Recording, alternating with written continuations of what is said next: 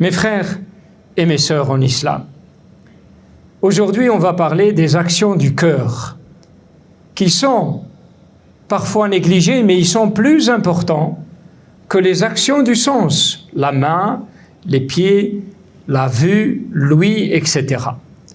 Le cœur, c'est la centrale. Ida saluha, comme le précise le Nabi sallallahu alayhi wa sallam, il nous dit, s'il est pur, c'est toutes les actions qui vont être pures et acceptées par Allah subhanahu wa ta'ala. Et s'il est impur, infect, eh ben malheureusement, c'est tous les sens qui vont s'affecter, se détériorer, et les actions seront vaines et ne seront pas acceptées par Allah subhanahu wa ta'ala. Donc tout se joue dans le cœur. Et c'est pour ça que Allah subhanahu wa ta'ala, il nous dit dans le Coran, Surat al-Baqarah, Fadhkuruni adhkurkum. Regardez cette équation très facile à comprendre. Le jour de la mort, le moment de l'agonie, le moment où l'âme elle va sortir, Allah subhanahu wa ta'ala, il va t'envoyer des anges et tu vas voir l'ange de la mort avec les anges, comme le précise hadith An-Nabi sallallahu alayhi wa sallam. Tu vas les voir, tu seras dans une autre dimension, un autre monde. Et Allah il dit وَنَحْنُ أَقْرَبُ إِلَيْهِ مِنْكُمْ وَلَكِنْ لَا تُبْصِرُونَ. Et nous sommes si proches de lui, mais vous êtes incapables d'observer. Parce qu'il est dans une autre dimension. Il voit les anges.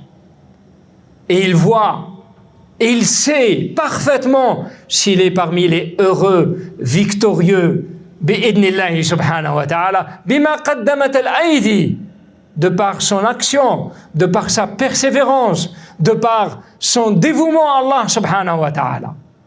Parce que la vie d'ici-bas, elle est éphémère, c'est-à-dire elle va rapidement disparaître. Et Allah subhanahu wa ta'ala ne l'a pas déployée pour nous, elle n'est pas éternelle. Elle n'est pas une finalité en soi. La finalité, c'est Yawm al-Qiyamah, la vie éternelle. Mais ici, je m'investis, je travaille, j'étudie. Mais le plus important pour moi, je vois toujours ma place dans l'au-delà, Yawm al-Qiyamah. Et l'imam Shafi'i nous répond à cette question. Quelle est ta place auprès de Dieu dans ce bas monde, pendant cette vie? Il nous dit, إِذَا أَرَدْتَ أَن تَعْرِفَ مَقَامَكَ فِي هَذِهِ الدُّنْيَا فَانْظُرْ أَيْنَ. Alors regarde, là où il t'a placé. On commence par dhikr, l'invocation de Dieu. Regarde comment tu es avec l'invocation de Dieu. Est-ce que ton cœur il est distrait, insouciant? C'est-à-dire tu fais la prière, tu dis salam alaykoum. Si tu te poses la question, qu'est-ce que l'imam il a récité dans la première sourate, tu seras incapable de restituer. Parce que ton cœur était complètement absent. Tu es absorbé par autre chose. La vie d'ici-bas, comme le Nabi sallallahu alayhi wa sallam, il nous dit, La akhafu alaykum. أخاف عليكم أن تنافسوها كما تنافسوها فتهلككم كما أهلكتهم. Je crains pour vous cette concurrence acharnée dans ce bas monde au point où vous allez oublier al-akhirah. Vous allez l'oublier. Vous allez venir à la mosquée mais traîner. Le cœur, il est absent.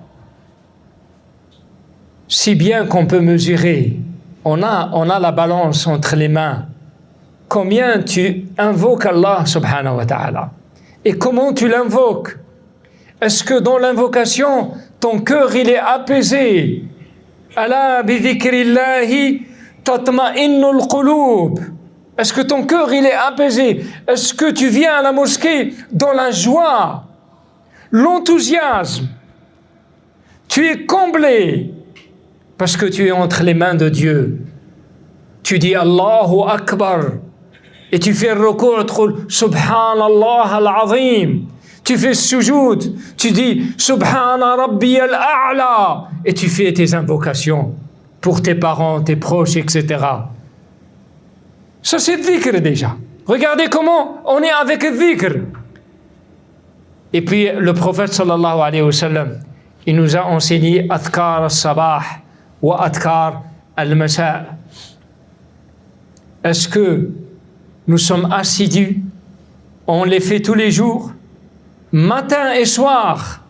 هي سنة لكن ترفعك عند الله سبحانه وتعالى حتى تلتحق بالذاكرين الله كثيرا والذاكرات أعد الله لهم مغفرة وأجرا عظيما. Sois parmi les invocateurs qui invoquent Dieu d'une manière abondante, qui sont cités dans Surat Al-Ahzab. Dhakirin Allah kathiran wa dhakirat, ceux qui invoquent et celles qui invoquent Allah d'une manière abondante. Est-ce que tu es avec cela? Le matin, tu commences, tu dis Asbahna wa asbah al-mulku lillah walhamdulillah la ilaha illallah, etc. Chaque matin et chaque soir, Amsayna wa amsal mulku lillah. Tu n'oublies pas, ton cœur, il est là. Pourquoi il est là? Parce que tu aimerais rester avec Dieu, subhanahu wa ta'ala. C'est ton créateur. C'est celui qui détient la mort et la vie. C'est celui qui me donne la respiration à chaque moment, chaque instant. Et il peut à tout moment prendre mon âme. Regardez les gens qu'on entend tous les jours. J'ai un ami, ce matin, subhanallah, ce matin, il m'a téléphoné hier, que je connais depuis très très longtemps. Tous les frères, le papa, Allah yarhamou, le grand-père, Allah yarhamou, je connais tout le monde. Un parmi les frères, ils sont plus jeunes que moi, il s'est marié, il a une fille qui a maintenant 17, 18, 19. Ça fait quelques mois, 2 mois, 3 mois, il m'a téléphoné, il m'a dit, elle a le cancer. Essaye d'invoquer Allah subhanahu wa ta'ala. Et puis hier soir, il m'a téléphoné son frère, il m'a dit, subhanallah, elle est dans les moments difficiles, elle est dans des moments de détresse. Et on craint pour son âme. Fi salat al-Jumu'ah, ça veut dire maintenant, fais l'invocation pour elle. Mais le matin, il m'a téléphoné, il m'a dit, Allah, il a décidé autrement, son âme, elle a été rappelée à Allah subhanahu wa ta'ala. Inna lillahi wa inna ilayhi raji'un. Regardez, on n'a pas l'assurance. Le croyant doit rester conscient qu'il doit quitter, qu'il va quitter ce monde. À tout moment, à tout moment. Regardez l'incendie. Il y a quelques jours, il y avait des gens, parmi lesquels un musulman aujourd'hui, ils vont faire la prière sur lui. Masjid al-Khalil, il avait 24 ans. Rahmatullahi alayhi. Donc, soyez éveillés. N'oubliez pas, c'est pas parce qu'il y a les congés, on va se donner et on va se laisser aller. Non, le croyant, izzatuhu, ta gloire et ta fierté, c'est dans ton obéissance à Allah subhanahu wa ta'ala. Quand tu obéis à Allah, tu es dans la joie. Tu es comblé, tu es content. Parce que qu'est-ce que tu fais dans ce monde si ce n'est pas l'obéissance d'Allah subhanahu wa ta'ala? Tu veux que tu deviennes quelqu'un comme rebelle, qui se détourne. Subhanallah, la ilaha illallah. Mes frères, si Allah, il va te faciliter la voie et tu vas courir derrière cette vie d'ici-bas et d'une manière aveugle, et tu vas oublier as-salawat, fitnat al-mal, fitna de l'argent par exemple, ou bien le fitna des distractions, fitnat également les soirées, la parole. Il y a fitan katira. Mon frère en islam, si Dieu t'ouvre la porte de la vie d'ici-bas et ton cœur se rattache d'une manière aveuglée. Tu vas courir inlassablement au point d'oublier dhikr Allah. C'est ça le plus grave. Parce que le plus important, tu vas essayer de concilier entre tes tâches dans la vie d'ici-bas et l'ibad, l'adoration de Dieu, qui est la plus importante. Je dois réserver un temps plus important. Je ne cours pas aveuglement. Ceux qui courent aveuglement, rizquhum muqaddar wa yasilu ilayhim. Ne soyez pas comme ceux qui ont oublié Dieu, alors Dieu les a égarés, les a laissés en train de se disputer avec leur bas monde, leur distraction, leur richesse, etc., leur argent. Ils croient qu'ils sont sur le droit. Non. Le croyant, son honneur, sa fierté, c'est toujours ta'atullah.